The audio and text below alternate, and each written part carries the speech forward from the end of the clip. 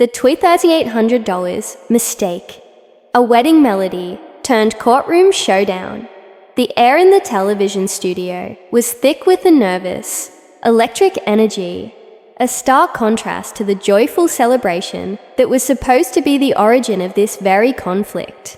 Under the unblinking gaze of the studio lights, a man named Anthony Mastromateo, a musician with the weary eyes of someone who believed he was the wronged party, stood facing the legendary Judge Judy. He was suing a young couple, Brittany and Chad, whose hopeful wedding day had spiraled into this legal entanglement. This wasn't just about a contract. It was a story of a single fateful error, a frantic scramble, and a bitter disagreement over the value of a promise and the price of a last-minute save. Judge Judy, a figure of immense authority whose very presence commanded both respect and fear, began with a tone that was deceptively calm, almost conversational, yet everyone in the room could feel the impending storm. "Mr. Mastromateo," she stated, her voice cutting through the tense silence, "you are a musician, and you are suing the defendants for the balance of money that you believe they owe you." Anthony, clutching onto the fragile hope of validation, simply replied, "Yes." Judge Judy then offered a tantalizing hook that grabbed the entire audience's attention. It's sort of an interesting story. She was about to unravel a tale where a simple date on a piece of paper would become the epicenter of a $4,000 earthquake. Anthony, wanting to establish his professionalism, began to elaborate, "We're actually a production company, and we produce dueling piano shows. So yes, they hired me, our company, to produce a dueling piano show for their wedding." He painted a picture of a sophisticated operation, not just a lone guitarist, but a full-scale production meant to elevate Brittany and Chad's special day into an unforgettable spectacle. But Judge Judy, a master of cutting through what she perceived as unnecessary fluff, immediately reined him in. "That's what I'm talking about. I don't need this is a Reader's Digest show." Her message was clear: simplify. Get to the heart of the matter, because the core of this drama was stunningly simple, yet its emotional and financial repercussions were profoundly complex.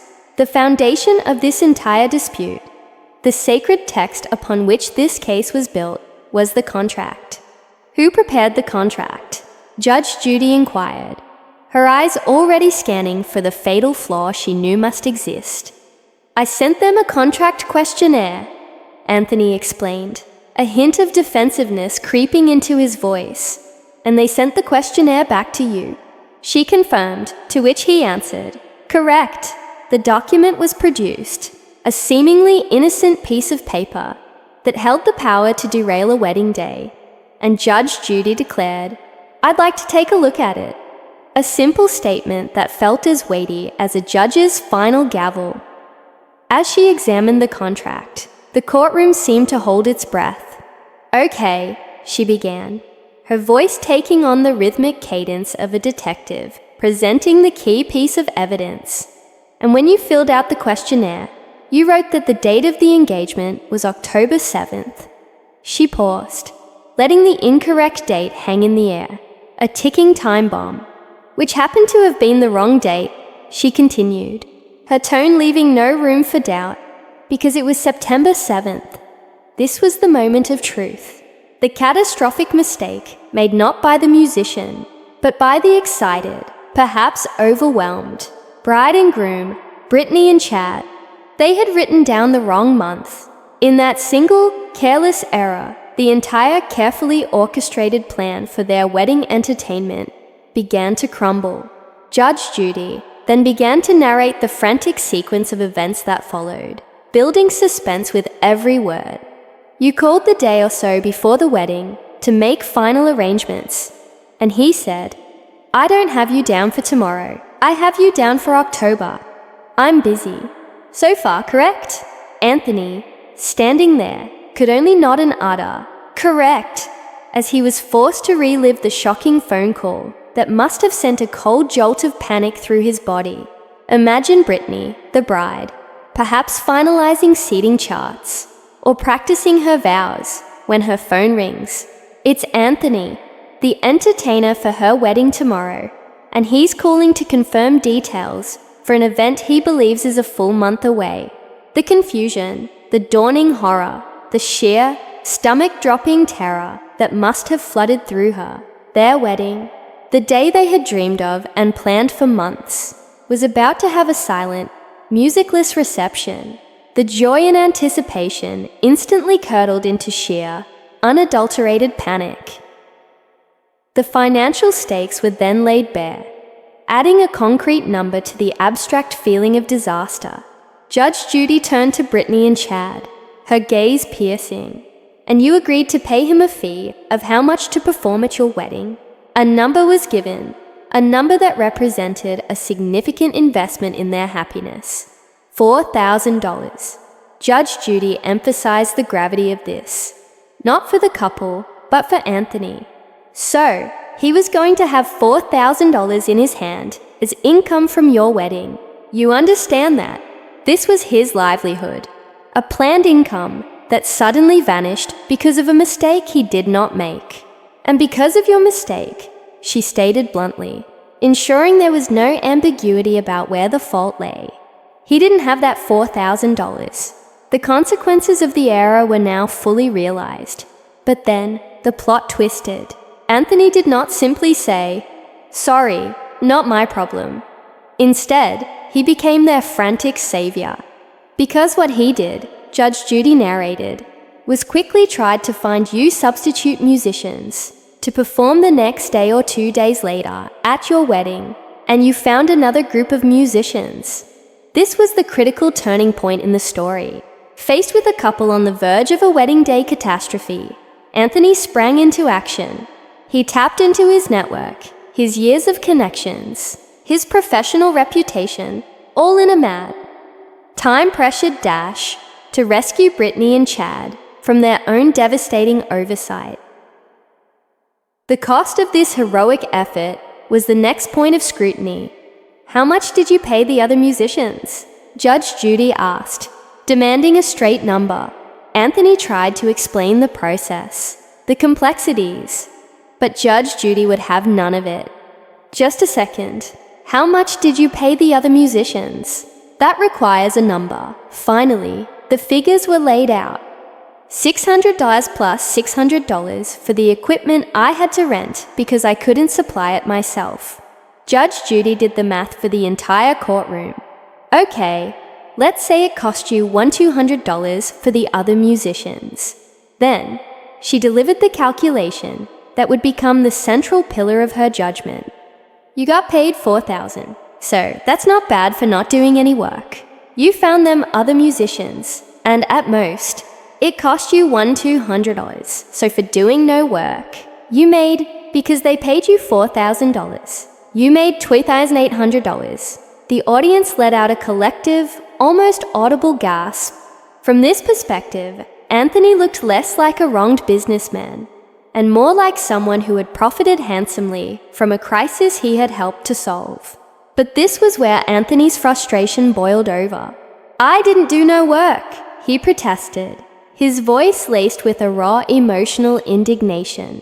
He felt his effort, his hustle, his professional dedication in that moment of crisis was being completely dismissed and devalued. What followed was a tense, back and forth exchange that dug deep into the meaning of work. Judge Judy pressed him on the timeline, systematically dismantling his claim of exhaustive labor.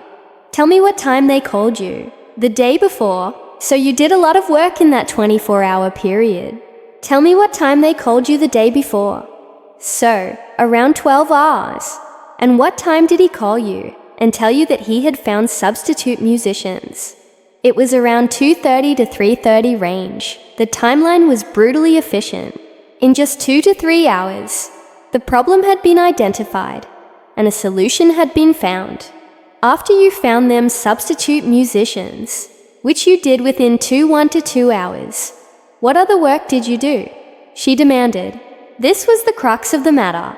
Anthony, growing increasingly flustered, reached for a more abstract defense. Years of making connections to have these specialized musicians perform for their wedding, he argued, implying that the value was not in the hours spent on the phone, but in the years spent building a Rolodex that could be activated in an emergency. But Judge Judy was having none of it. "Are you kidding me?" she retorted, her voice sharp with impatience. "I asked you a question." She saw this as a simple transaction. He was paid for a job. A mistake was made. He provided a substitute at a cost, and he was left with a significant profit. His attempt to introduce the concept of years of connections was, in her courtroom, irrelevant. Her initial sympathy, which might have been present when she first heard the couple had made the error, had now completely evaporated. "You want more money," she stated, her tone now one of clear disapproval. "And I was originally sympathetic with you. I'm not staying sympathetic because there was a mistake." "Agreed. It was their mistake. You spent $2,800 to find them substitute musicians. And they're not paying for your years of connections in order to find substitute musicians. You still, within less than a 24-hour period, made for doing nothing $12,800, which isn't bad." In her view, he had been made more than whole. He had been rewarded. Anthony, however, clung to the strict letter of the contract, a final desperate legal foothold. "I was not obliged to do anything for them on September 7th, he asserted, arguing that his actions were beyond the call of duty. Judge Judy's response to this was swift and devastatingly simple. "Then, you did it gratuitously." With those words, she framed his actions as a voluntary choice, a good deed for which he had already been handsomely compensated, not a billable service.